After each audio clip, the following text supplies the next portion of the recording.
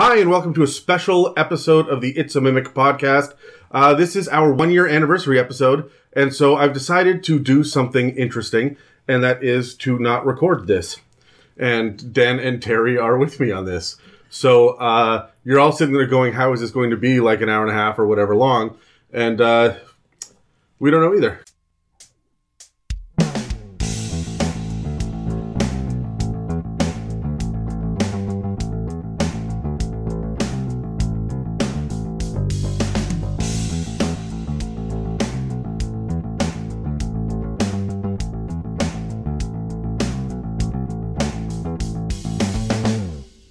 Okay, so this is actually a mailbag episode, but instead of us having listeners write in and tell or ask questions to me, Dan, Terry, or just yell at us, a lot of you just yell at us, we have decided that we wanted to write our own questions, but then we needed some poor schmucks to answer them. And so we've invited intern Dave, Megan, and Brad, who have actually all been on our previous episodes and therefore have earned a spot in the Hall of Shame. So, say hello, everybody. Hello, everybody. You guys suck. Megan is not participating in any of this. So what's going to happen is Dan and Terry and I, we've all written up 20 questions. Most of them are D&D related. Some of them are wildly off topic. And we've thrown in a handful of landmines and embarrassing things for these guys to try to answer. They're going to roll initiative, because we always do on the show. And whoever gets the highest goes first, and they're going to start going clockwise around the table. When we've hit 20 questions, because there are 20 questions on 3 different tables, when we've hit 20, we'll end the episode. But you guys are rolling D20s, and you can choose which table to go with. Mm-hmm. Okay. So when you get 3 Terry questions in a row, it might be time to just shower. I was like, can we just Terry, yeah, we can just ignore that whole table altogether. I think he'd like that. To shower with us, I think is what he'd like. Actually, right now, Dan is currently at band practice, and he didn't want to be a part of this because he likes band better than us. And Terry is, I believe, trying on tailored mesh shirts. Oh. And different kinds of glitter. And neon colors, I would assume. Which is very strange, because he's trying to pick up a goth girlfriend down. And Lululemon? Downtown, right? Probably. But like booty shorts. Yeah. Yeah. Good. High-waisted booty shorts. There we go. So I'm going to get up and leave the room. Good luck, you guys. And let me know when you're done 20 questions, and we'll come wrap it up.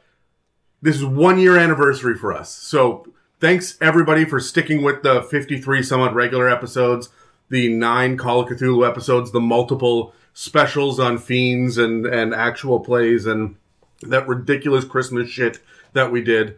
And stay tuned, because dropping tomorrow is the beginning of our campaign builder series, as well as, we've got a whole bunch of stuff cooking in the background as well. So keep your eyes peeled for more announcements, and make sure to check us out at www.itsamimic.com.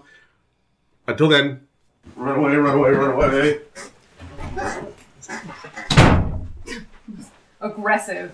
Is there a pen somewhere? Is there like a box somewhere? Crayola. Oh, there's fucking Crayola bin of child's draw toys. Should not have left us alone in here. I know, right? This is going to be very exciting. So who wants to go first? This is going to get let's totally roll exciting. for it. Well, I guess we roll for it. Goes first? Sure. All right. I think that's how the podcast works. Is that how it goes? All right. Well, we can make our own rules. It's I rolled a 20. I rolled a 20. So. A 10 for me. 11. All right. Megan's going first. All right, friendos. So I'm going to roll. Do we want to just get the Terry out of the way? I was going to say, I think I might roll a Terry just to get most of this table off. All right, that's the black die. Let's see what we get. A 3. Number 3. You rolled it. You read it. What is missing from Dungeons and Dragons? Ooh, you rolled it. You get to go first. Oh, Lord. This is, You got something, Dave? Yeah, honestly, the one thing that I find is missing from Dungeons and Dragons most often is we crawl through a lot of dungeons. But, I mean, how often do you really fight a dragon? But that's endgame, though. You got wormlings. You could start early. Yeah, I find it's more like Dungeons and Kobolds. Yeah. They want to be dragons. Also listen to an episode about kobolds. It's my favorite. Yeah. Yeah. It's true. Actually, I'm playing in a dragon campaign right now. Okay. Well, actually, Dan gave me his dragon campaign, so now I'm trying to figure out how that goes. He literally dropped dragon eggs all over the world. So I've got those in my campaign, but Well, it's probably why they call it Dungeons and or Dragons. Yeah. It doesn't actually have to be put together, I guess. I like it. All right. I find it's not necessarily missing, but the way that crafting is implemented in D&D, it's one of my favorite things in like online MMOs, in other kind of RPG buddy. games. Oh yeah. Yay! Oh yeah, Megan and I have never met before this very moment, so this will be a lot to learn for both of us. Oh, absolutely. Yeah, but yeah, I really enjoy crafting, and the way that it's built in D&D, it feels like it was an oversight. It was just kind of, oh yeah, we should probably put that in there.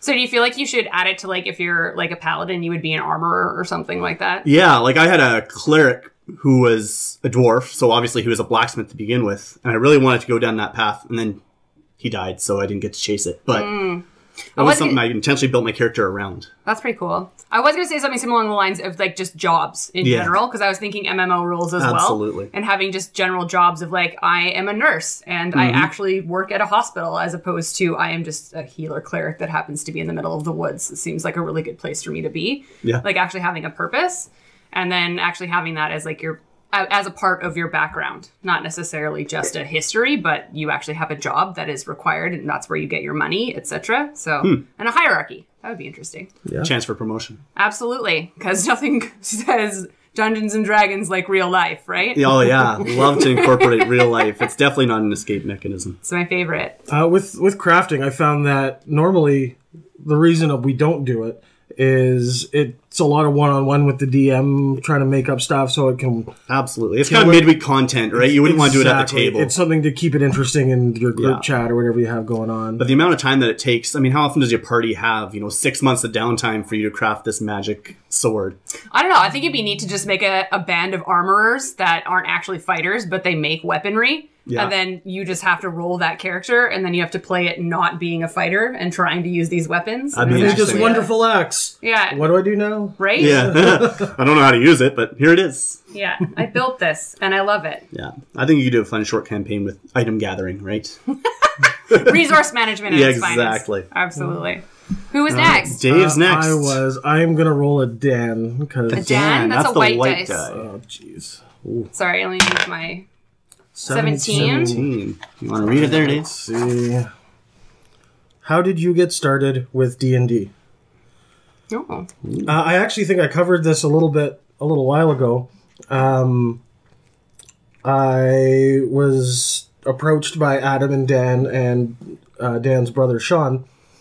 They wanted to sit down and start playing, and we did, and Dan immediately killed everybody that was in his party by lighting a bunch of spider webs on fire in the spider cavern that we had just walked into. Good start. Fantastic. Yeah, it was great wonderful. intro. Yeah, it was a great. At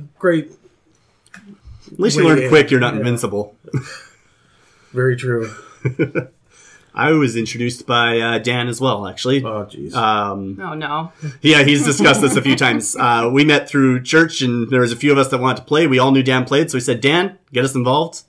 He set it up, and I've been hooked ever since. I actually learned on Pathfinder. Okay. Oh, Dan will talk about Pathfinder and yes, forever. he will, because it was during the heyday of 4th edition, and he would not touch that with a 20-foot pole, never mind a 10-foot. Adam loves Pathfinder. It's Adam's favorite, yeah. Yeah, I know it's his favorite. I've heard him gush about it on a regular basis. In fact, 20-minute conversations. He keeps pushing me to start a Pathfinder 2 campaign for him to join into, but I keep telling him I just don't have the time. I don't have time for you for that. Yeah, no, absolutely. My story is not that exciting. I played because my boyfriend played when I was a teenager. And he's like, you should play this game because you play MMOs. You'll probably enjoy this. And I'm like, sure, why not? And then I tried it, and it was great. But I started on 3.5. Yeah, me as well. Yeah, and then went straight to 4th, and I didn't really like it. And then I kind of took a hiatus break when 4th came out, and then when 5th came out, I came back to it. Sounds like a lot of people's stories. I never dabbled in 4th. The thing was that I played with a bunch of different people, and we got so many books. There was so much source material. We had 17 books or something like that. So it was almost a shame to just forget that stuff and move on. And then after a little while, Dan gave me a box of about 25 more books. So now we're sitting on this giant library of everything 3.5. And as infuriating as it is, I just can't leave it.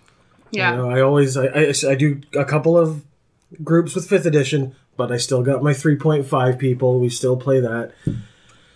And it's something else. Well, once you find what you like, you kind of stick to it, I guess. Yeah. Yeah, I quickly jumped from Pathfinder to 5th edition. It was just a natural move, and I'm glad Adam would be proud. Yeah. I didn't mind Pathfinder, but it was a lot clunkier. And for a new player, 5e was just, you picked it up and it was there. Oh, yeah. Yeah. It's dead simple. I think it was the first one that I, like, 5th edition was the first one where I was like, I could probably DM this sometime in my life. Otherwise, I was like, this is too complicated and I hate It's it. just too much math. Yeah. If you want to sit down and do like 1,500 damage in a round, yeah, go for it. But do the math for it, my friendo. Yeah. right? Yeah. Get a calculator. Or you Cool. can just pare it all down and have it just as easy. All right, next question. I see a red die. I'm going to roll it. That's my favorite color. A 3. All right, this is Adam's list. Adam's question. Steampunk in D&D. Yay or nay and way. Apparently you can't spell Y. There's an A in there.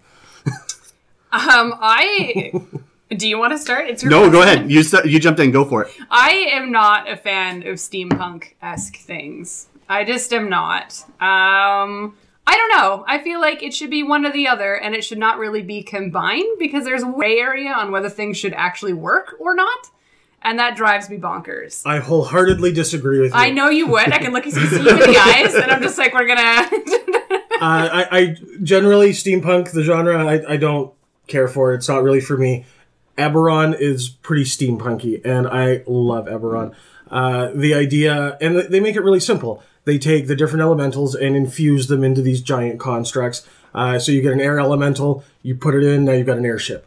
You get a lightning elemental, and you get it. Now you have lightning trains, lightning rails, and stuff like that. And it's really cool because now you get your, like, you ever have like the high seas adventures where everybody's fighting along ship to ship, but now you get that in the air. Yeah. There's no water to fall into. If you fall, what you're happens when your ship crashes? Yeah. But just thinking it from a DM perspective, controlling that would be ridiculous.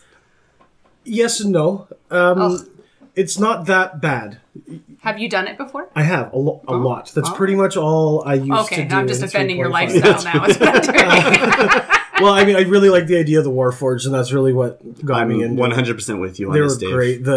I had a session or a group one time where they didn't know it, and we never got there. But the idea was that they were going to have to go to a Warforged forge and imbue their souls into the Warforged bodies, so they could get through the Mournland, which in Eberron is like this uninhabitable land, to get down the Blood Lake in order to do a bunch of stuff. Like it was. There's a lot of opportunity to kind of think outside of the box. There's a continent in Eberron called Zendrix, which is very ancient. Think like Mayan ruins and stuff. It's where the giants used to rule the world, but their civilization has collapsed. And there's these massive monuments to like a bygone era. Like it's just...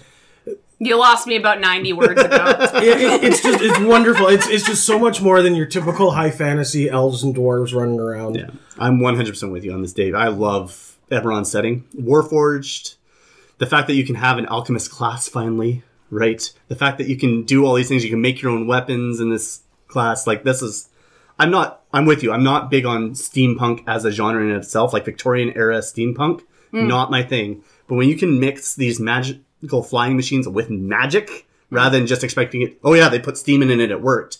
No, it worked because of magic. Okay, I can wave that a little better. I get it. And Warforged. Love the idea of having a Warforged character. Have you done anything with Artificers? I have only played with it in character building. I have not actually got to put one on the table, and I love the idea of it. They are infuriating as a DM. I'm sure. They're the worst. But you get to get them to burn experience to to things, and that's always nice to humble them a little later. Assuming you play with Calm it experience. down. Yeah. Yeah. Hold on. Thanks, Sorry. Dan. It's my equivalent of Dan's cough. That's right. Well, on that, Damn it, Megan. Welcome to my existence. pick your die. Oh, Lord. I will roll a Dan question. All right. Because I know he put a lot of work into it, so I know he's going to want to hear his questions. That's why I want to ignore them.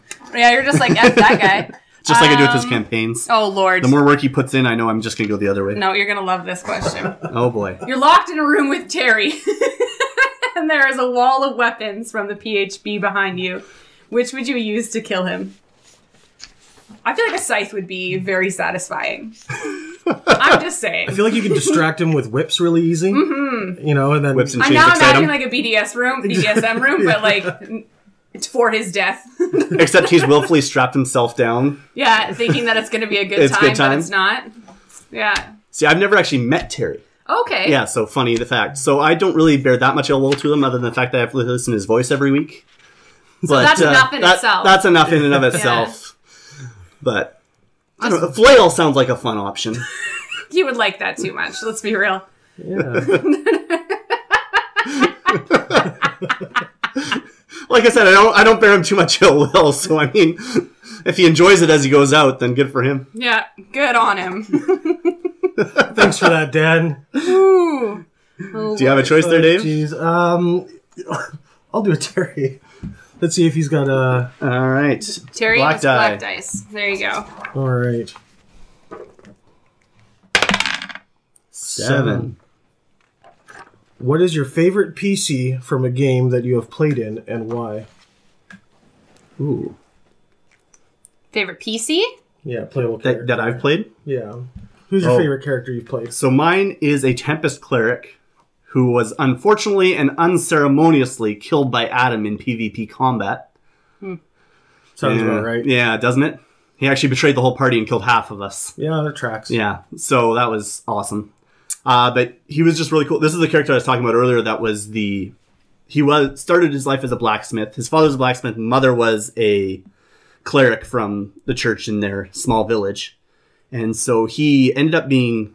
I played him almost more like a sorcerer, where he just suddenly gained these powers. It wasn't Warlock. He didn't make a deal with the patron. He was definitely a sorcerer. But I really wanted to play with the Tempest Cleric. And so I had him as a cleric. He still prayed to these gods, but all of a sudden these powers just emerged in him of the storm. And he was trying to figure that out, all while trying to build this weapon that was built of storm.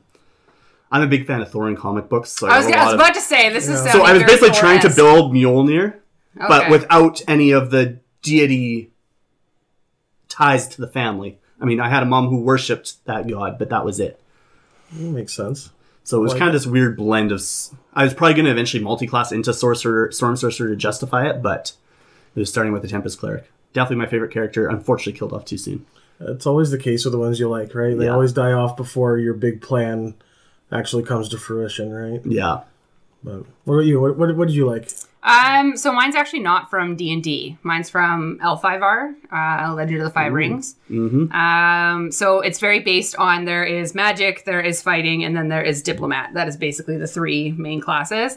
So I played a character that was wanting to grow up to be a fighter, but based on her family and her background was forced to be a magic user. Mm-hmm. But she really wants to be a fighter, so she constantly tries to use weapons. But that game's very based around having issues with your character, like things that actually cause you negative points. Yeah. And so for her, she actually had the clumsy issue. Yep. So anytime she tried to use a weapon, it was hard for her to actually use it. That's fantastic. So she would actually go into battle thinking she can do all these things, but she actually can't. So that was fun to role play, not only in the game, but also when in battle. I love flaws. Because you kind of had to balance the flaw along with actually being successful at what you're trying to do. But she actually had a success story because at the end, she actually became the head of her clan at the end of it. But that was after I finished playing. After I finished playing, he kind of... DM wrote it in that she was now the head of her clan, etc. So, but yeah, she was my favorite because just the role-playing aspect of it. Fair enough. Neato. That sounds fun.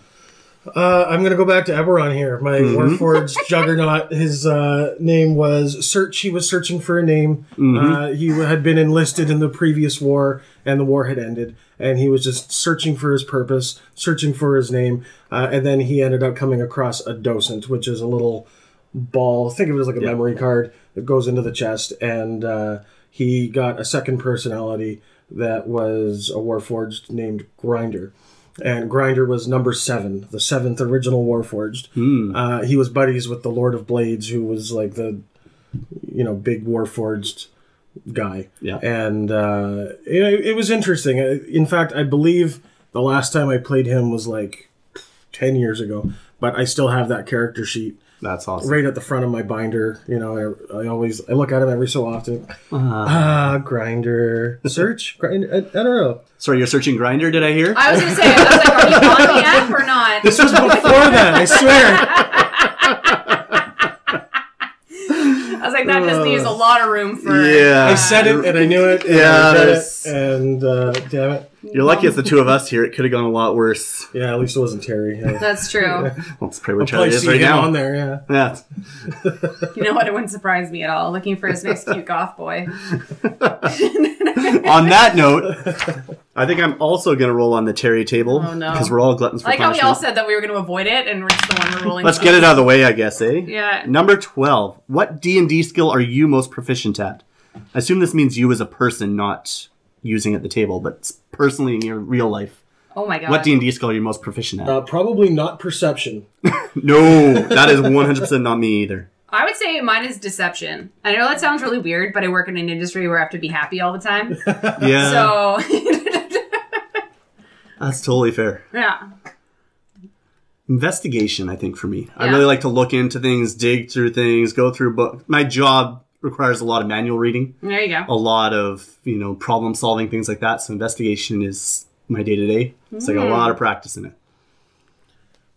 You know, I don't know. I genuinely don't know. Sleight of hand. I've been stealing stuff from you guys this whole time. I knew it! Where did my wallet go? I knew I had more coffee than when I came in here than I do now. It's a weird one to pick to steal, but You know what? Sometimes people just need their caffeine kick, okay? always. That one was easy. Megan, you got a list? Who do you want? I'll do an Adam table. Adam table. Number 1. Uno. This is probably going to be the worst question. It's a fumble question, isn't it? No, I'm very excited about this one. Oh, So I'm good. interested to hear what you both have to say. And I'm going to say we have to answer this one just because I really enjoy it. Oh, geez. What is the sexiest playable race in D&D and why? Sexiest playable race. Yeah. Ooh. I could give a joke answer and just say dwarves. Nothing like a woman with a nice Well, I know thick that Dan would beard. say gnomes, like in a Well, heartbeat. that's... You haven't seen his bedroom. I'm pretty sure he's got a whole collection of them up on Oh, the yes. headboard. Absolutely. I believe it. Yeah, dwarves with a nice thick beard. That's... Yeah? No. The shifters, they They can be I thought whatever you were want them gonna to be. go with grinders. I mean, Warforged. they're made of wood. Oh, baby. Oh, my. I don't know what I would go for. I haven't put a lot of thought into that. I feel like elves probably they're the most elegant, at least on the female side. I wouldn't say. Yeah. I mean, they're can generally be. portrayed right. I mean, look at Lord of the Rings. Yeah, There's some Legolas very- is really... Yeah. Well, I mean, he's a very pretty man. There you go. I was going to Yeah. do a dumb answer and just say tieflings because they're always horny. Ah, Ah! people seem to really have hard-ons for tieflings. I though. love tieflings. I would... Blue tieflings, right? Because that's definitely in the player's handbook. you feel sarcastic about that. Blue and purple I feel like- tieflings, right? They can be whatever color you want them to be. Who hurt you? Probably a tiefling. I knew it. I like that. I felt like that was more of a Terry question, but I'll accept it from Adam. Yeah. Yeah. Cool. Anyone have any real answers, though? Are there any really sexy... If you're to... I guess they just talked in the last mailbag about creating a sexy character. So if you were creating that sexy character, who are you going with? I like Well- Aasimar as well. I feel like they have that heavenly beauty. I feel like you could play that out with them. Angels. Angels. I would love to play like just a really, really fat. Oh, you for sure could. For sure could. It would be fantastic. His wings bust out, just like these tiny wings, large body, just Think Fat Thor from Endgame. yes, Wearing a wife beater. Yeah, that's right. just hot dog stain down the center, ketchup, Playing Monster, Fortnite, yeah. hand in his pants, beer in hand. just taking a nap. I like Yeah. how this turned into like the least sexy character I could make. That's fantastic. I love it. All right, your turn, Brendo. What do you want? Let's do a Dan. A Dan, the white die. 18. 18. Suddenly, there are 2 new breath attacks that Wizards of the Coast is considering publishing, and you get to choose which one they are going to officially add. Do you choose the breath weapon that turns people to clay for a week if they fail their save, or the breath weapon that makes people smell like Axe body spray and skunk bladders for a week? Oh. Awfully specific. He said clay. I was like, no, not that one. And then he gave the second one. I'm like, never mind, it's the clay. It's 100% the clay. I don't know. I like the idea of just having a really nasty ass smell. I feel like the D&D world already smells like Axe body spray and Skunk Bladder. Yeah. You know, so I don't think it's that big of a stretch if you really want to screw with your characters. It's like medieval times, right? You don't bathe that often, so you cover it up with the perfume if you can afford it. Yes, medieval. It's the mix of both. I would agree with the breath attack of the clay one if you can mold their body before they come back to life. Yeah. I'd like to remold something. Ooh, I do like that. Yeah. That's how you Or get just your big shatter angel. it entirely. Yeah, that's how you get your fat angel. Be like, I hate this guy. He's too full of himself. Let's make him fat. That'd be fantastic. Does that take a hit to your charisma stat if you get reformed? No, you keep the same charisma stat. For some reason, Fantastic. people love you. Yeah. I like it. So we're all Yeah, 2 for clay, 1 for Axe body spray and skunk. man, could you imagine the guy who's got the breath weapon of Axe body spray and I feel like if you I don't think I'd ever want to. No, you wouldn't go anywhere near that. But that's what I No. mean. If you just wanted people to go away from you, that's when you spray it on yourself. Yeah. And you're just like, yep, no one touches me now. Could you imagine what the if It's that was almost a like dragon? magical circle. And just drop it around I was you. gonna say so if no it's one a can dragon's enter. breath attack, imagine what the regional effect for that dragon would be. Anyone within 10 feet of you gets 2 necrotic damage every round. And get sent back to puberty for the Axe body spray. Smells like a bunch of dude bros in here. Oh no, I'm out. Yeah. I'm going with the clay. Yeah, I think me as well. Yeah. All right. All right. Well, I've got the Atom table in front of me, so I'm going to go with the Atom table. 18. What homebrew monster can you create on the spot right now? Oh. A large clay angel.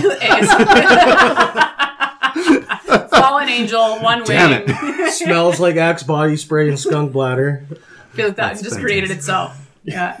Yeah. I love it. I actually have never done homebrew for a monster. Even for campaigns, I tend to just pull from the regular books because I'm not that experienced or creative. So Yeah, I tend to just kind of take what's there, and then when my players throw a curveball at me, I just, he has this power now, and just, DM magic my way through it. Huh. But, I mean, homebrew, I don't really... I mean, I'd like to create something almost like a more like a wormling, but with more power. I like the idea of having lots of little wormling dragons to surround the region of a bigger dragon. I know dragons tend to live in isolation, but I like the idea of a dragon that actually just uses minion wormlings as their kind of main weapon.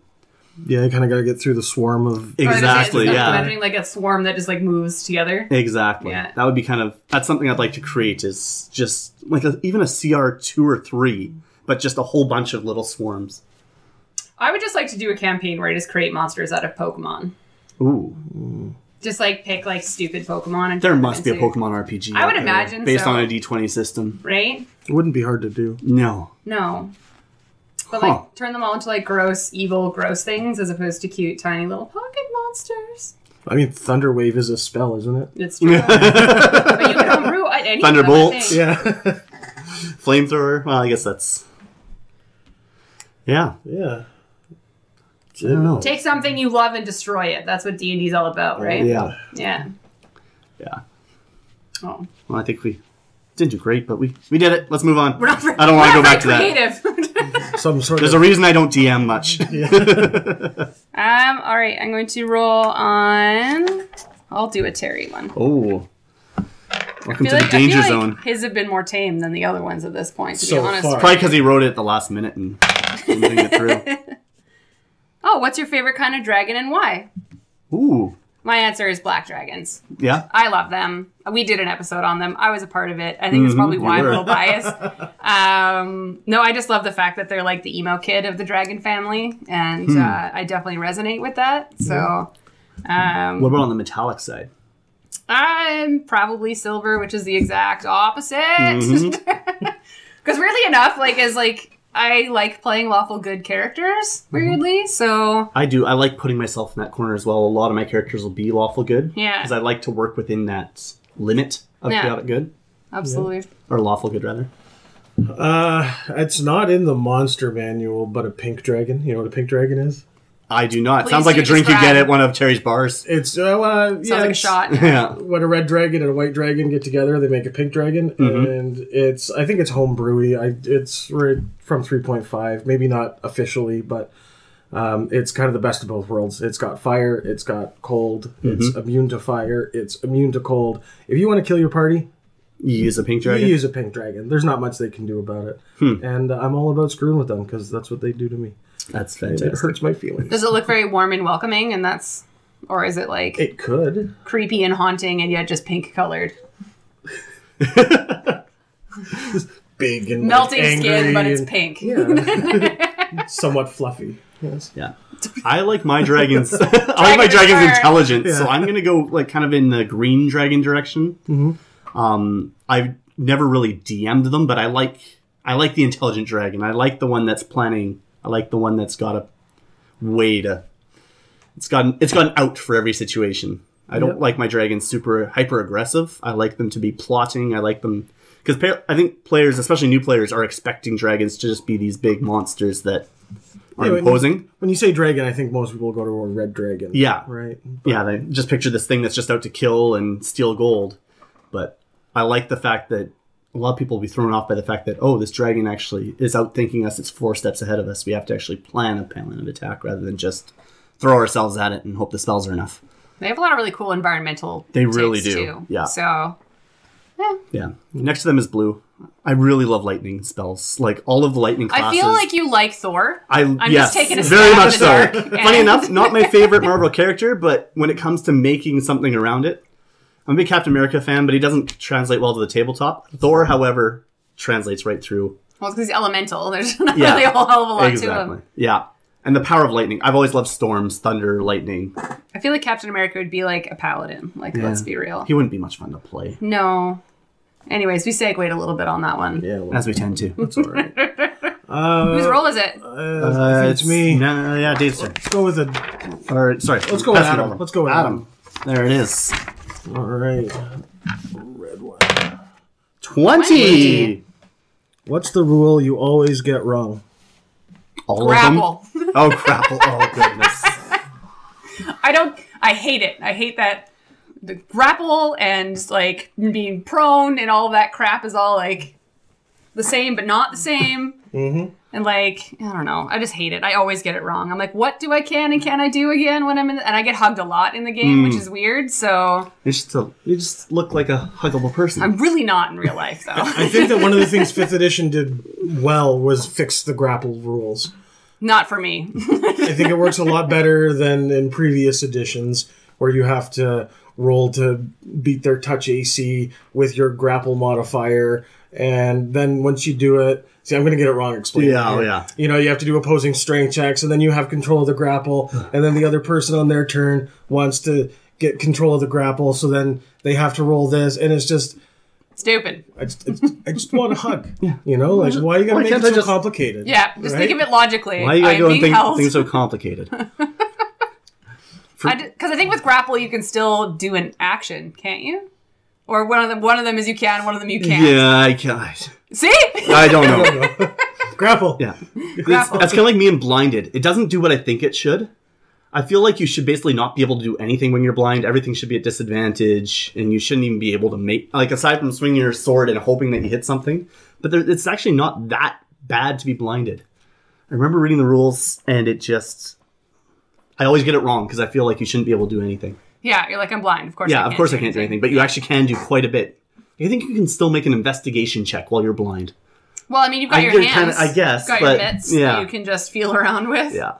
You know, it's a dangerous game, but some people like to play it. I don't know. What does this do? No, there goes a finger. Right? Is yours also? That's what I was going to go with. Yeah. Yes. Yeah, I got nothing else. Yeah, grapples. Grapple sucks. I get it. I have to pull out the book every time it comes up. Yeah. Actually, no. I usually just look at Dan and say, Dan, Yeah. what's the rule for grapple?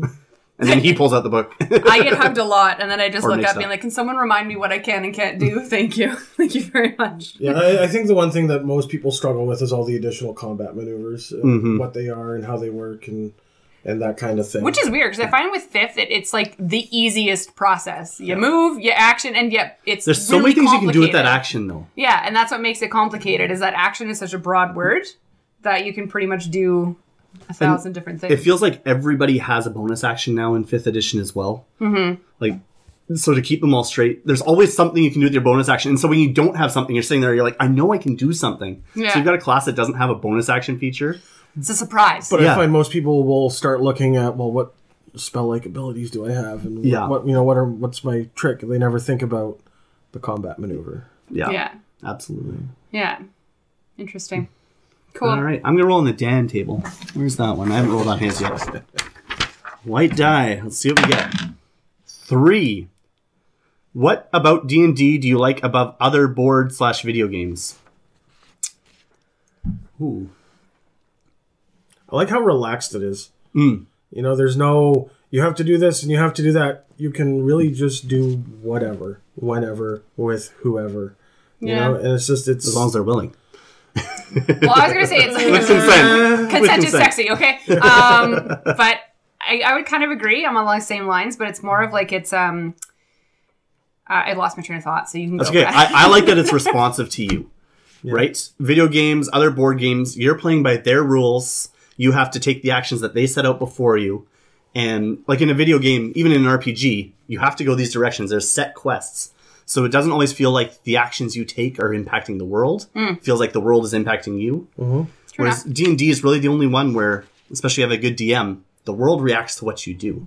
Yeah. The world's always going on in the background, but the things that you do have an impact. And I've never really felt that with a video game, right? It's true, because at the end of the day, because my comment, I remember it now, was going to be along the lines that you get out of D&D what you put into it. Yes. So if you put in your backstory, if you put in the time to research the puzzles, if you put in your time, you're going to get a heck of a lot more out of it than if you are a player that just wants to sit there, enjoy the show, enjoy the story, you can do that as well. You can be any kind of level of mentality of gameplay, and it works for pretty much everyone. Whereas in a video game, like MMOs, you have a role, you play it, you do it. If you don't do it, you fucked. You get yelled everybody at. yells at you. They tell you just you're like, the worst. Tell you to go kill yourself. And then it's kick just you. terrible because esports are great. Yeah. But yeah, No. I think it's any level of player can play it, and Absolutely. yeah, That's definitely evident in our group. There's a lot of people that are in our group right now that basically sit there and they just want everything to go on. And then when combat comes, they'll roll their dice or do their things. But social, they don't want any bit of it. And then there's the other guys who take the social bit comes in and that's where they come alive. And they'll have fun in combat, but everybody gets to play the same game around the same table. We can all discuss it afterwards, and everybody has their own favorite part. like a piece that they enjoy more than another piece. Yeah, like I know for a fact Dan just likes going home and doing all of his research just to min-max Adam his next over. character. Yeah. Whereas the rest of us are just like, what happened last session? I don't think I was even there. You were there. You were critical. Was I there that day? Yeah, you were there. Remember you did this. Yeah. Yeah. You did it right. Excellent. Cool. All right, Megan. Who's Is it me? You're up. All right. I feel like who have we done the least here? I don't want to say this out loud, but it's Terry. So Someone tells me Terry's not usually the one who's done the least. oh baby. 7. Oh, we did that one we already. did We that didn't one check it already. off. Okay, we did it already. Okay, so roll again. 15. 15. That's my lucky number. Excellent. Oh, cool. If you had to choose a D&D god to follow in real life, who would you choose? Ooh. T-Matt. Oh, boy. Oh, hitting hard out the gate. Yeah. Yikes. I would definitely be a worshiper of Tiamat. Absolutely. I don't know. Just like the vibe. I'm all about it. I've never really paid that much attention to the deities in D&D. It wasn't something... Like, I like to... Funny enough, I love to play clerics. Don't really care about who the deity is. It's more what they stand for. And I'll just go through the lists, pull one. I don't even remember their names. Oh, I made up a random one in our campaign because I didn't think it would ever come up. And apparently the whole campaign was about gods. Huh! Nice. That's fantastic. It's just like, I'm just going to pick this random god that that just fits into what my character is, and then hopefully Something it'll comes never of it. come up. Actually, even with my cleric that I created that I was talking about, I told Dan what I want to be, and then I told him, you tell me what deity exists in the world, and I'll just you use basically that. say these are the... Yeah. Yeah, okay. Yeah, I couldn't even name you the deities of the Forgotten Realms. Dude, I could not name all of them. So. Oh, yeah, not even close. I'm You're not Dan. No. yeah. Nerd. I'm currently playing a paladin who's using Heronius as his god, and he's annoying. So, I mean, probably not that one. But they talk about the old ones. Yeah. Which I like to think of as the Cthulhu mythos. Yeah. Which there's a lot of really neat ones in there. That, Go back and listen to all those episodes. Again, yeah. It's a lot. Are you having flashbacks of the time that you killed Gertie? Yes. Yeah. Still makes me smile. I was thinking You about it. bitch. I should have just killed Adam and Terry. You really as should have. They were walking along with the barrel, and then killed you, and then Charity would have been like, "Oh no, what do I do with all my money?" Yeah. And then kill her, take her money, and win. For anyone Yeah. who hasn't watched it, you should watch it. And watch it, I mean, listen to it. Yeah. With your ear Watch holes. it with your ear holes. Yeah. So would you Yeah. pick that deity to follow then in real life, or would you go somewhere in a different direction? I don't know. I'm not. You're like, yeah, sure, why yeah, not? yeah. Cool. I go for it. Sure. Yeah.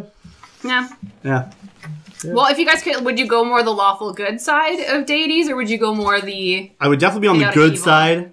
Lawful, Maybe not, but neutral good, maybe. Something that has Those a are little bit. Yeah. I stick to who I am. Fair enough. I was raised going to church. It's built into me. I can't help it. Oh, I guess. It's my own fault. All right. I can accept that, I guess. All right. All What right, do you who's want, next? Dave? Terry, Dan, Adam. I've got Adam All in right. front of me still here. 10. And how do you feel about playing D&D online? What are some pros and cons when compared to playing live with other people?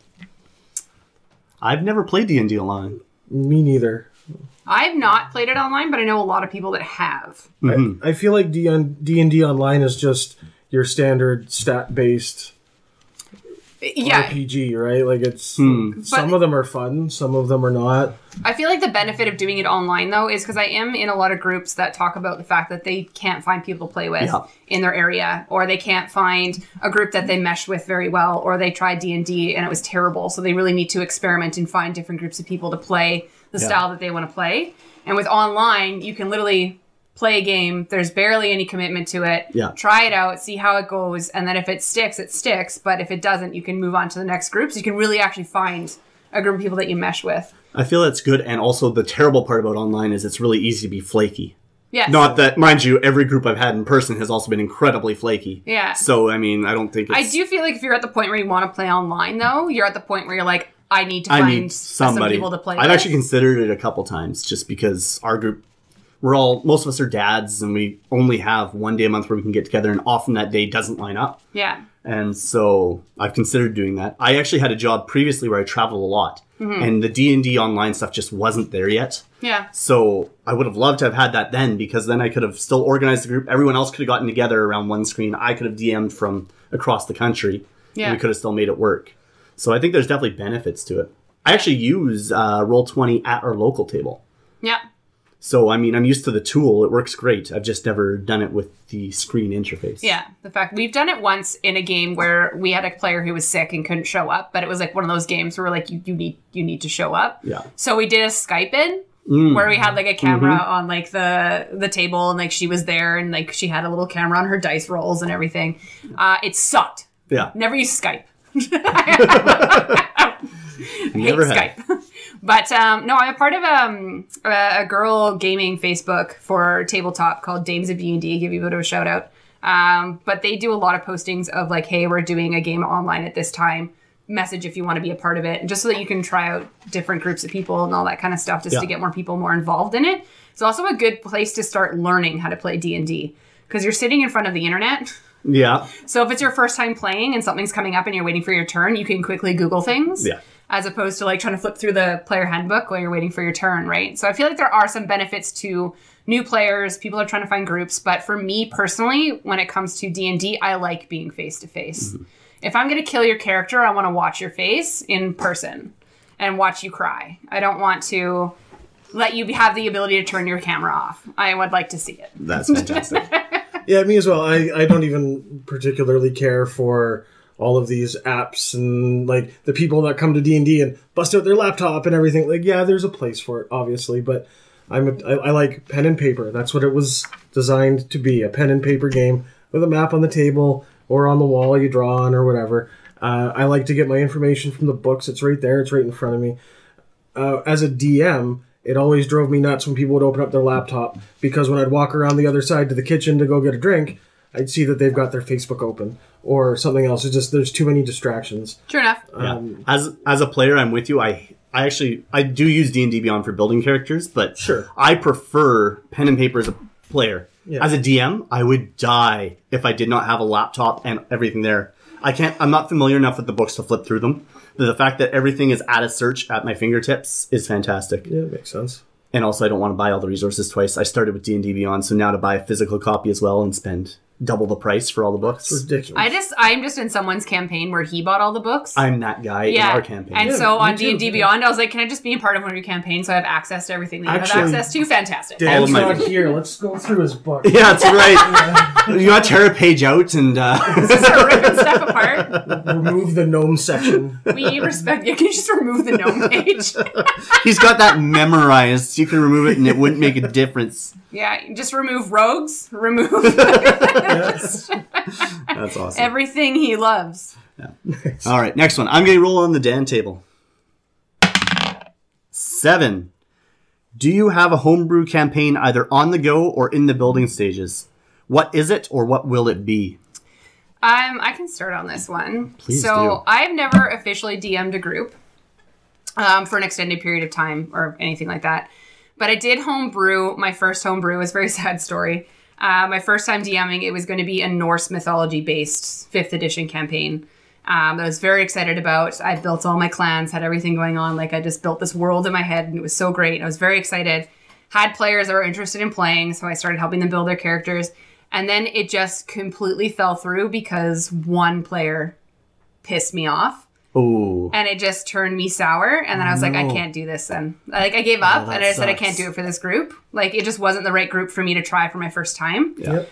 In a large campaign setting anyways. The right people is very important. Yeah. And so it made me really sad. So I have this whole world built that I would like to at one point in my life, like, explore. But I just haven't really found the right Do you group to want to test flush it it with. out a little bit without spoiling it? I guess maybe. So like the whole concept that I started building was that it was going to be an enclave battle Okay. between the different like Norse clans following different Norse gods that had like champions, and each character was to play a specific champion, and the start of the campaign was going to be this enclave. Nice. So I basically just picked different Norse gods, and they were actually tied to different genasi elementals. Very cool. So depending on the Norse god I chose, of course it was Thor, whatever. Right up my alley. Yeah, I know. Would you like to play in a I would. fishing campaign? What do you think? 100%. But that was where I was supposed to start. And then if people enjoyed it and I enjoyed playing with them, it was going to move on to something larger. But it just stopped right before it started.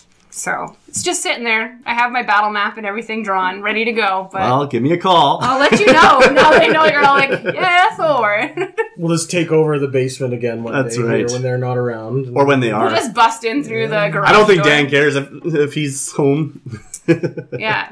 I'm sure his wife would like to play. Yeah. Oh yeah. Shannon would love to play D&D. Oh, get the kids down. That's Yeah. right. Nice bloodbath battle. Great. Perfect. Make it as gory as possible. That's my dream. Excellent. What about you guys? Well, I inherited Dan's homebrew, Oh, good. as has been discussed many times. Is it a world of gnomes? It is. No. I don't think there's even one gnome, believe it or not. I don't believe it. But anyways, I basically, by inherited, you know how Dan DMs. By inheriting his homebrew, it just means that all the thoughts that were in his brain were not written down. He mumbled a couple of them to me and said good luck. Mm-hmm. So now I'm trying to build this homebrew around a bunch of dragon eggs that fell onto the earth, and somehow they're supposed to tie to something, and it's up to me to put the rest of the pieces together. So as a player, I know as much as the players know, and then I'm writing the rest. Oh. And it is a challenge to say the least. Well, that's interesting. I ended up pulling in a little bit of Horde of the Dragon Queen in just to try and get me somewhere to start while I flush it out, but... So are there people actually playing in it right now? Depends on when you... Last time we played was November, but yes. Not actively. It's that group that meets once a month if we can all get together. Yeah. Like, we're not going to get together again in January. I've organized a day where we can do a one-shot because I left on a massive cliffhanger. Yeah. And unless I can get the right players together, I just can't pick it back up. And the player I really need to be there is out of town, so we're very casual. It's very cash. It's very upsetting. I'm not DMing anything right now for the first time in like forever, and I love it. It's great. But I did do one time where it was surprise, surprise in Eberron, and I'd have never heard of this. Can you please explain this to me? What is Eberron? Be careful. Please don't. Okay, again, lost me after the first 5 words. The idea was that they had to go over to the old continent Zendrix, and it was like I mentioned earlier, it's in the old giants realm, and they had to go and find the essence of all the giants and try to bring life back into that continent. It was neat. It was interesting. But I think I did a lot of things poorly as a DM in that, and it just didn't work out, and I hadn't really thought a lot of it through. But isn't that what DMing is, though? Like not thinking things fully through, feeling unconfident. And could That's it be been my experience because it was a steampunk-based world? No, I didn't. I was trying to pull from different things too much, and it just made it less interactive and more cutscene-y. You know what I mean? Like there wasn't as much opportunity for them. I was really railroading them hard. Oh, because you wanted it to go a certain way? Yeah, and it didn't work out, and it was probably one of the worst campaigns I ever DM'd, but it was a lot of fun. I had great ideas. Yeah, you're just like, it was great for me. It sucked for my players, but it was wonderful for me. Yeah, it was a great story. That's awesome. I feel like I wrote a really good novel. A novella. And no one will ever read it. Yeah. It's just in my brain, shall we say. Yeah. Yep. Cool. Next question. I believe it is your Is turn, it me? Megan. Who has it? 1, 2, 3, 4, 5. We're 15, I think. 8, 9. I accidentally crossed off an extra one. I'm seeing so who we have the most we're of. pretty even, actually. We've done a pretty good job across the board. So actually pick your very favorite even. person. Oh, Lord. Please do not tell me to do that. Pick your least favorite person. Oh, okay. No, because I don't want to do that either. Yeah, there's 3 Terrys in a row. He doesn't listen to this anyways, does he? I will say I will roll Dan just because, again, I feel like he put a lot of thought into his questions, and they make me nervous because they're really long to read. 7. 7, we already did. Yes, we did. 18, we already did. Oh, shit. 10, we are. Oh, my God. I'm on number 4. 2, we did not do. What is your favorite dice set and why? Ooh. I could start this one, but I feel like I've started every single one. I've got a set of blue metallic dice that I got that I absolutely love. Yeah. They're just a silver border and blue on the inside with silver lettering. I love metal dice. Okay. I like the heft and the feel of them. They're well crafted. All the other dice I have are either like cheap Chessex sets that were just picked up at a game store, or I've got this massive bag of holding set of dice that I got off Amazon. It's like 60 sets of dice or something ridiculous. Yeah. And there's nothing special about them, but Did you buy them yourself? Or the metal dice I did by myself, yeah. You're like, I like these. They were my first, when I them. really got into it, and I realized, I actually want to own a good set of dice. That was the first set that I bought. Oh, okay. I like it. So, yeah. What about you? I don't know. Over the years, my dice have just kind of come and gone and have now been put into the giant bag of dice. Mm-hmm. And I just kind of grab them and go. I have a couple of sets that I currently use. I've got some black and gold ones. I'm a big football fan, and I like the Steelers. Ooh. They're black and gold, so I really like my black and gold dice. Yeah. Go sports. In fact, my dice box has the Steelers logo inside. Wow. Oh my God. It's a little much, honestly. But I did recently get a set of these really neat white and blue dice with red lettering, and I got them for Christmas, so I've used them twice now. And mixed results, but I think they're probably the nicest color pattern. Nice. But I like it. I always like to pick my dice to match my character, too, if I can. Yeah. Try and pick something that I'm the matches the same. personality. I'll try and buy. That's why I bought that big bag, so I had a little a little to work wiggle with. room, yeah. Yeah, a little wiggle room. I was actually recently gifted for Christmas from my partner. He got me a set of amethyst dice. Ooh. So came in a nice little, cute little box, and they were just all like carved out of amethyst. Yeah. And Wow. I'm so scared to use them because I'm scared they're going to shatter. Because amethyst isn't the strongest stone. Is it coated in something? I don't know. So I'm just like, these are just going to be on display. They're pretty home. looking dice. And the first time I rolled it, it was like a 4, and I was like, I don't know if I can do this. And he looked at me and he's like, no, you have to actually roll it, because I was so scared. Yeah, you just I, kind of dropped it out of your hand. Dumped it on the table, and he's like, that's not a roll. And I'm like, but I'm gonna break it. So, but no, that's definitely my favorite set. But when it comes to set to use, it's random. I'll rotate through my D20s until if it fails me, I toss it and then just rotate through. Like out of superstition or just Just can you get out of my life? Yeah. Yeah. just anger at the dice? I'm done with you. Yeah, be gone. One of the sessions I play in, one of the players, Charlie, is a really crafty person, and he made a dice jail out of popsicle sticks. So when your die fails you just like throw it in jail. Yeah. And you let it sit there, let it think about what it's done. And, when your next one fails, you swap them out and keep going. So, Yeah. Our group is recently gifted from our amazing DM, Adam. Just This is a different one, right? Right, yeah, it can't be the same Adam. It's a very different Adam. A bunch of little dice jails for our dice. Yeah. So now those sit at our table so we can be angry at our D20s and toss them in there. So Are they little wooden chests they are little wooden chests. with colorful gems glued to the tops? No, that's a different one. Okay. That's just a chest. Okay. All right. This is different. All This right. is a jail. Okay. Like, it's got a grating on the top and everything. Oh, nice. Yeah. Like, very, very, very well purchased from Michael's. Thank you, Michaels. Nice. That's awesome. Great. All right, Dave, you're up. I don't think I've had a Terry question in a while. All right. All right. Brave man. I don't know. Terry's been very tame. He has been. It's almost like he wrote these at the last minute or something. Wouldn't have guessed it.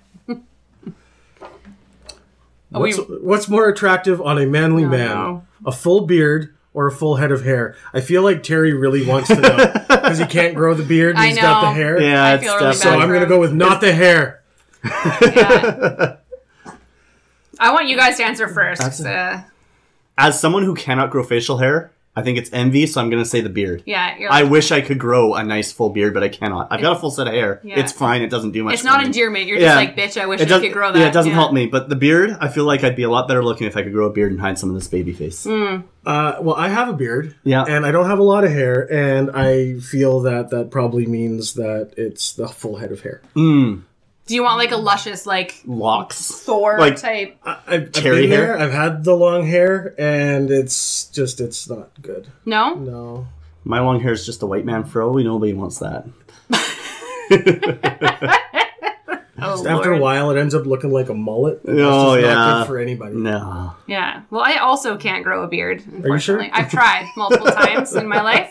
But I'm a big fan of big beards. Down for it.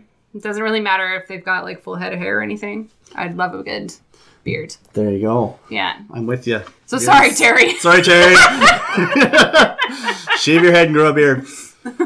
He's just looking for notes and things he can do. I think so. Absolutely. You'll have to ask the goth girls, though. They might have a different opinion. Yeah. They probably I like the was little goth once pencil in my mustache. life. Oh, there you go. High school was a great time. Anyways, go ahead. I'm going to go with Adam. This is question number 18. We've only got 2 more to go after this one. A 1. We've already rolled that. We did. A 5. We have not rolled. If Dan was going to DM you and your friends, what kind of campaign would you want him to run? If Dan was running Dan was running it. it. Ooh. I feel like it has to be something gnome themed. I would want him to avoid gnomes at all costs. Elves. Just Elves. has to be a full elf Actually, campaign. I would like to do, especially with Dan, a journey through the planescape. Okay.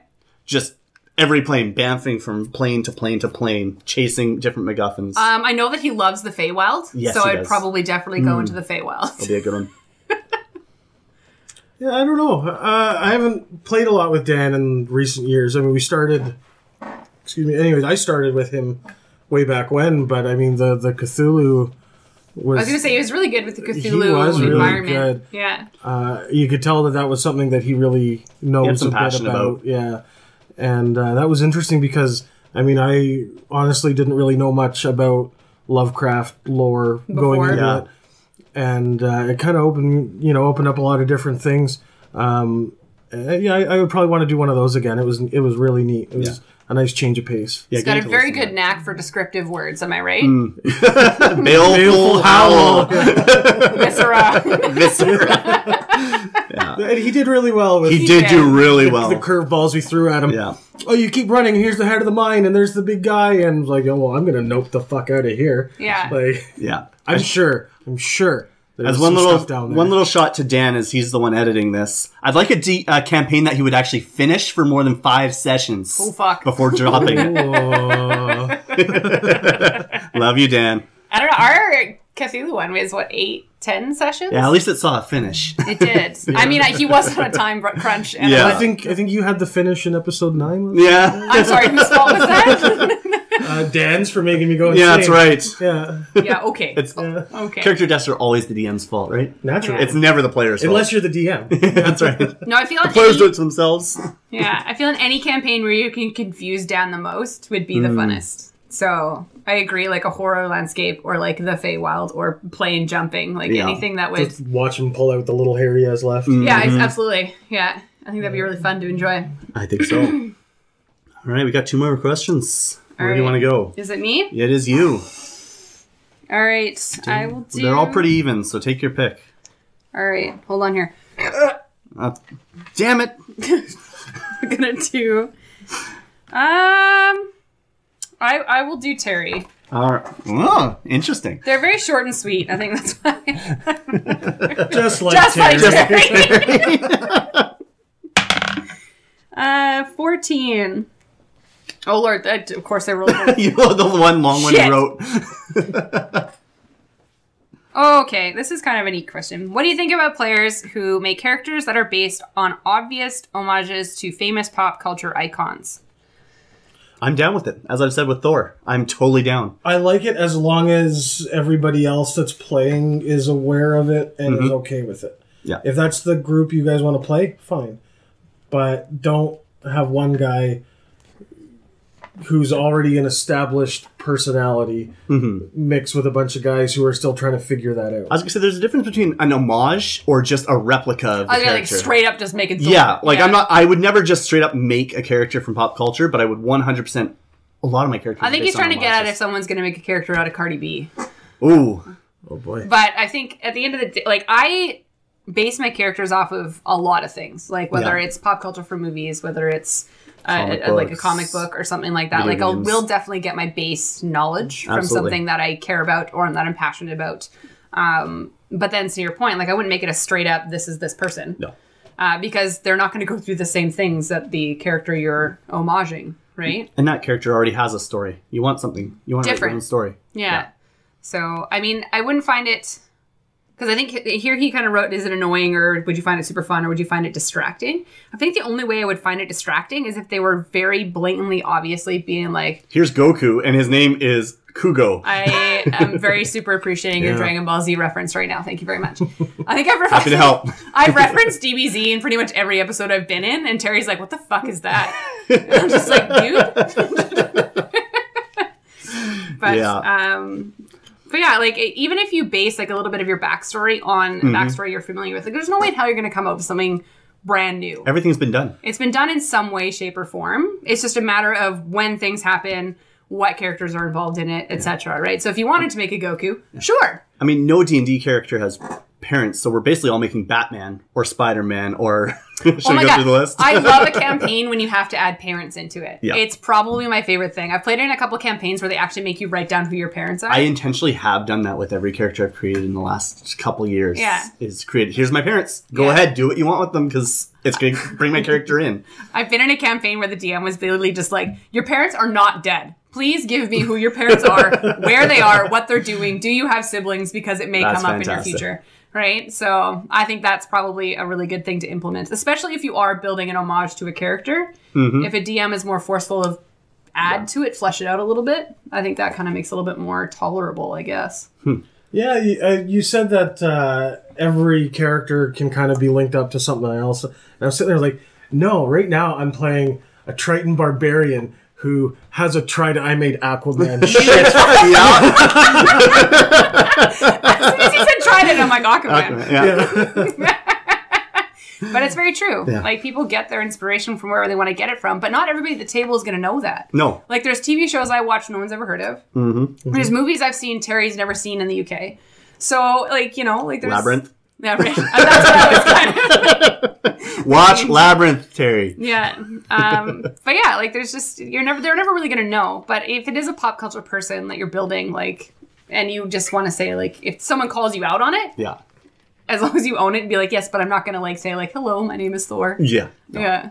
But... I'm 100% with you. Now you're just going to think of Aquaman every time you play that character. Yeah, I know it's ruined Yeah. it. I've only It's a she in this one. I decided to mix it up. Oh, you made Aquawoman. Yeah, I did, and it's going to screw me up. I played the character maybe 3 or 4 times now, and it will ruin it forever. Awesome. Hooray! Yeah. Well, you get the honor of rolling the final dice. Whose question are we going to go out on?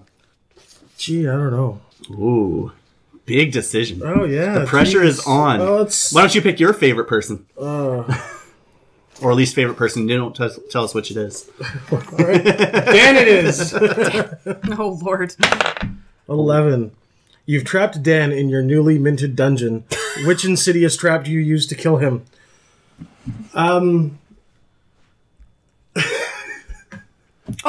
It's something dexterity based. Something dexterity based. I feel like it's going to be filled with all sorts of contraptions that he's made. Yeah, like his own, like His BDSM toys that, he makes in his garage, right? Strap him up to the rack. That's fantastic. Actually, you know what? Based on our last campaign and what it's being used for, I would say alchemist fire on a pole behind a door. That's you open very the door, oddly it specific. swings down, and Have you thought about this on a regular basis? this has actually happened in our campaign. Dan created it. It was brutal. It just about killed our barbarian, burned all of his clothes off, all of his hair off, and left him naked and afraid. And I think that's a fair... So you just want Dan to be naked and afraid? Yeah, basically. I'd watch good. that episode. I love it. No, I would lock him in a room with every character he's ever made that hates him. Ooh. So all of them. Yeah. Yeah.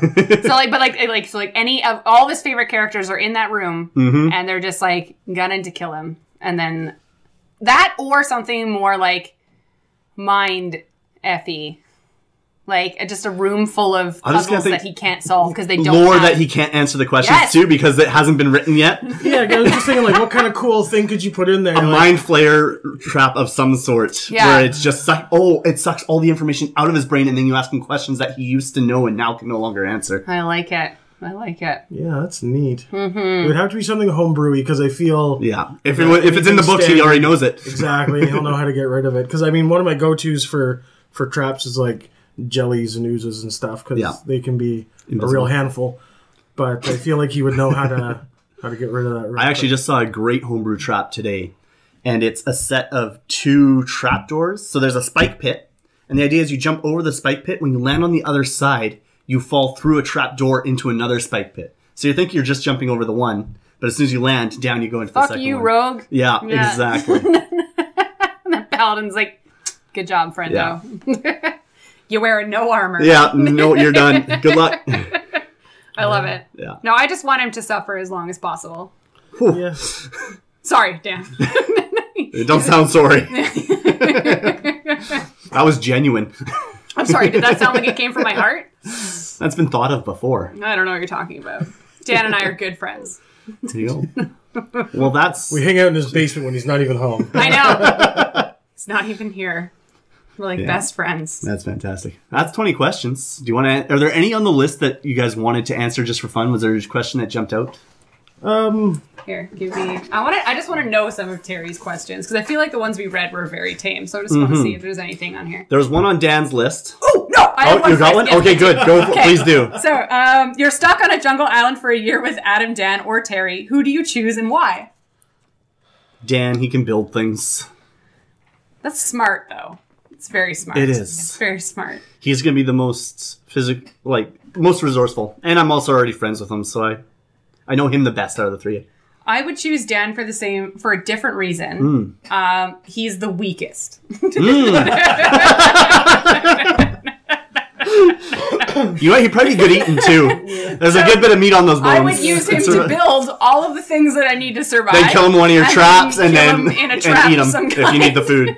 Then that would be that. I would probably go with Adam just because I know that him and I can work as a team well together and get things done. And when it's business time, it's time to get down to it and get it done. It's business. I mean, he's the one that I know the most out of the 3, so... That's probably fair. Yeah. That's kind of part of the reason I picked Dan. Yeah.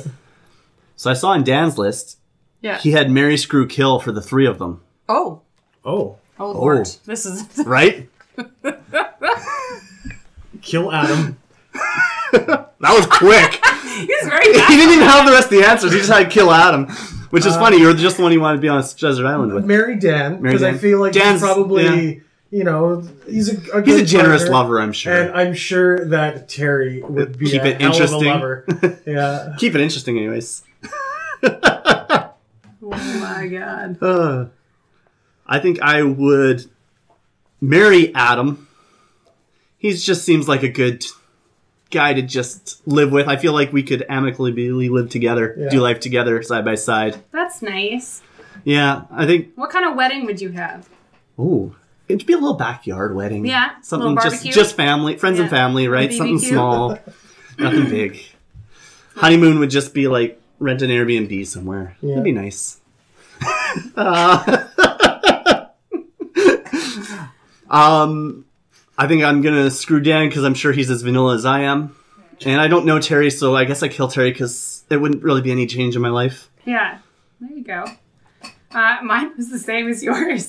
That's fantastic. I would marry Dan. Yeah. Very nice, wholesome Well, he's guy. proven he's marriage material. Yeah, he's lasted this long. He's a so- solid guy. He's a good very family solid. He's man. dependable. He is. Right? You can tell him to go do something, and he'll just put his head down, grumble about it. Wouldn't and really do it. worry He'll about complain. Yeah. Tell his friends it sucks. I would kill Adam. I don't know why. I just would. It feels right. It feels. Yeah. Are you sure? Are you sure it's not just more that you want to screw Terry? No.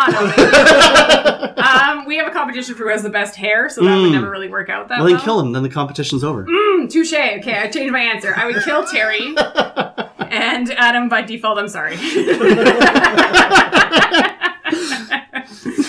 But yes, I like that idea Yeah. because I would like to win that competition. There I you do go. have the better hair out of the two of us, so Fantastic. that would be my answer. All right. Any more we want to answer? Just gonna double check here. There was one in there. It was, what would you rather do? Fighting the zombie apocalypse or the war against the machines? Ooh. War. I feel like I got a shot against Like zombie like- apocalypse. Like, are we talking the slow shambling zombies? Or are we talking like runners and? So you're going Left 4 Dead style. Yeah. Is what you're thinking? Yeah. I don't know. I would do War Against the Machines. I feel like they would beat me for sure. Oh, I absolutely. feel like either way I would be probably dead Yeah. either way. I feel like I'd survive a little longer against zombies, but that might just be I don't know. I'm really good at running and hiding, so not against heat vision. zombies, just because they would scare the shit out of me. So Yeah, they 100% were. yeah. So would the Terminator.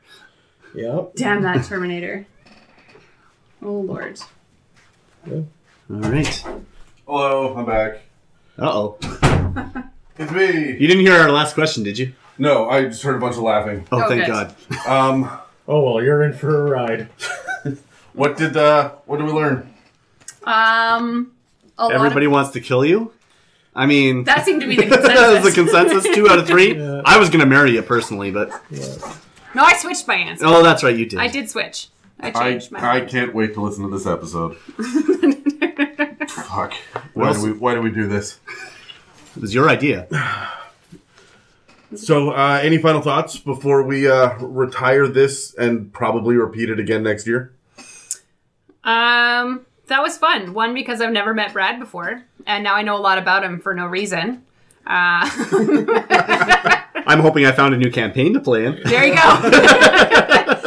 Let me tell you about it. Terry's questions were a lot less risque than we expected. Yeah, I feel like I think almost Dan went a little bit more risque than. Yeah, Terry, if He you did. could step it up a notch, please, that would be great. Can you please live up to your MO? That's Yeah. all we really require. Step it down a notch. I want to see how tame he could go. Well, you saw it. That was That's it? legit. I also feel like Dan was probably pulling a couple of punches there. I So think he if, 100% was. if he could just make it real weird next time.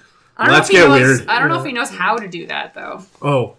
Remember, he's wholesome and good to marry. Dan knows. Dan, Yeah, Dan can get weird. Yeah, Dan is. Yeah.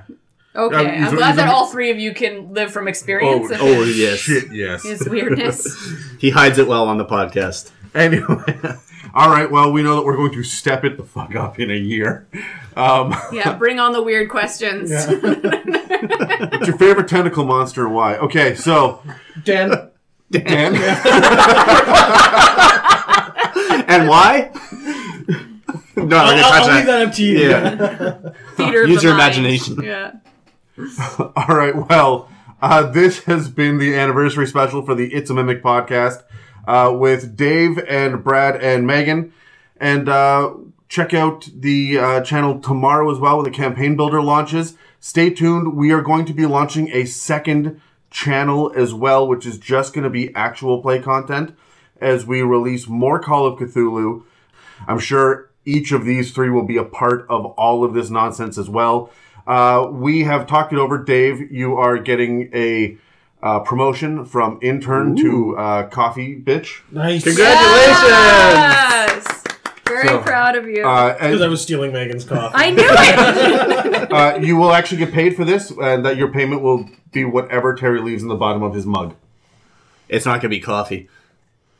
So He'll ensure of that. I'm all right with it. Anyway, Step in the right direction. thanks again for listening. You can find us and all of our other episodes at www.itsamimic.com or reach out and talk to us at info@itsamimic.com. And we're also available on pretty much all of the podcast catching apps and pretty much every social media site that's out there. Thanks again, and we're looking forward to year 2.